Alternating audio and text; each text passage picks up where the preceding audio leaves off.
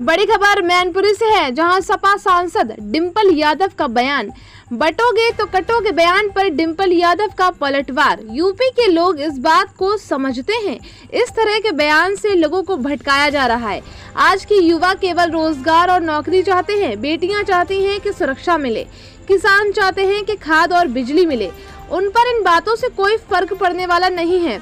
9 सीटों पर हो रहे उपचुनाव को लेकर बोली डिंपल यादव, बीजेपी तो 80 में से 80 सीट जीत बता रही थी। इसके चुनाव में भी सारे दावे फेल ही होंगे। इनके इस चुनाव में भी सारे दावे फेल ही होंगे। देखिए पूरी रिपोर्ट विस्तार से। चुनाव होने जा रहे हैं, तैयारियां जोरों पे लगी है। बीजेपी की 9 सीटों पे दावा है कि वो 9 की 9 सीटें निकालने जा रही है। उपचुनाव को किस तरह से देखती है, सपा की क्या तैयारी है? मैं समझती हूँ बीजेपी का दावा तो ये भी था कि 80 में से 80 निकालेंगे। तो जिस तरह पहले इनके दावे फेल हुए हैं, वैसे उपचुनावों में भी ये सारे दावे फेल ही साबित होंगे। अच्छा, एक योगी जी की 9 सीट पे प्रतिष्ठा दाव पे लगी हुई है, वहीं योगी की दिए गए बयान जिसमें बोल रहे हैं वो बटोगे तो कटोगे, महाराष्ट्र तक गूंज रही है। महाराष्ट्र में पोस्टर लग रहे हैं उनको लेके। क्या लगता है कितना प्रभाव डालेंगे चुनाव में? मैं समझती हूँ उत्तर प्रदेश की जो लोग हैं वो इस बात को समझ रहे हैं कि जो मौजूदा सरकार है वो लगातार अपने इस तरह के बयान से लोगों का ध्यान भटकाने का जहाँ उन्होंने काम किया है पहले भी और लगातार करेंगे। लेकिन आज जो युवा है वो केवल चाहता है कि उसे रोजगार और नौकरी मिले।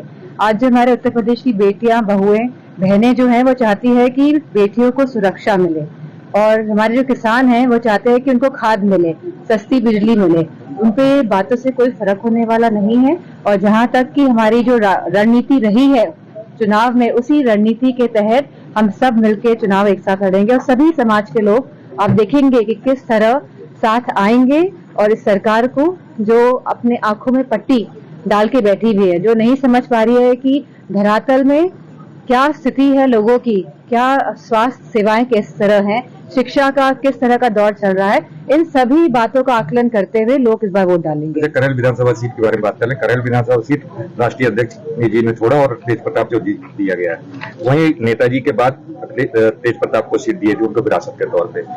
क्या तेज प्रताप यादव बाई इलेक्शन के लिए ही है, नेता की डायरेक्ट इलेक्शन भी कभी लड़ेंगे?